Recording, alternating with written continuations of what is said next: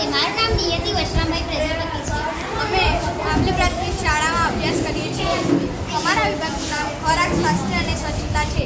પ્રસ્તાવના: આજના સમયમાં વાહન વ્યવહાર અને ઔદ્યોગિકરણ ખૂબ જ વધતું જાય છે. તેના લીધે હવાના પ્રદૂષણમાં ખૂબ જ વધારો થઈ રહ્યો છે. તેના લીધે અસ્થમા, આંખ, કાન, નાક, ગળામાં બળતરા થવી વગેરે જેવી સમસ્યાઓ ઊભી થઈ રહી છે. આ સમસ્યાઓથી બચી શકાય એ હેતુથી અમે આ carbon purification for industry project તૈયાર કર્યો છે.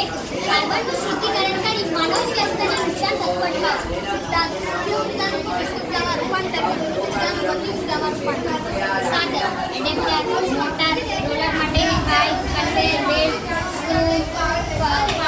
પાણીની ટાંકી, પાણી, બ્રશ વગેરે.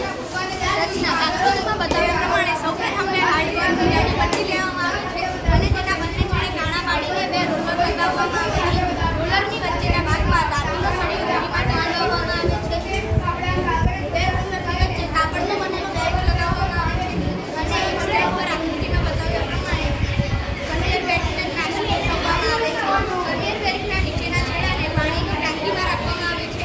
કન્વેયર બેલ્ટને અને તેની નીચે બ્રશ રાખવામાં આવે છે. પૂર્ણ કરવામાં આવે છે. કાર્યપદ્ધતિ: જ્યારે સ્વિચને ચાલુ કરવામાં આવે છે ત્યારે મોટર ખુલે છે અને કન્વેયર બેલ્ટ બંધ કરે છે. કન્વેયર બેલ્ટની નીચે સીસીએસ બ્રાન્ડમાંથી ધુમાડો બહાર નીકળે છે. તે ધુમાડો કન્વેયર બેલ્ટ સાથે જોડાઈ જાય છે. બેલ્ટ પરના કણ નીચે મૂકેલી પાણીની ટાંકીમાં જમા થઈ જાય છે. કાર્બનના કણ નીચે મૂકેલા બ્રશ વડે અલગ થઈ જાય છે.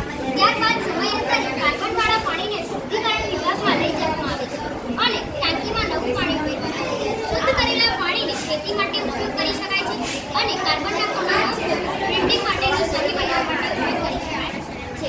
ઉદ્યોગ અને ફાયદા: ધુમાડામાં રહેલા કાર્બનના કણોને અલગ કરી શકાય છે. હવાનું પ્રદૂષણ થતું અટકે છે. ઉદ્યોગોમાંથી નીકળતા પાણીનો ઉપયોગ ખેતી માટે કરી શકાય છે, જેથી સિંચાઈ માટે પાણીની બચત થાય છે. કાર્બનના કણોનો ઉપયોગ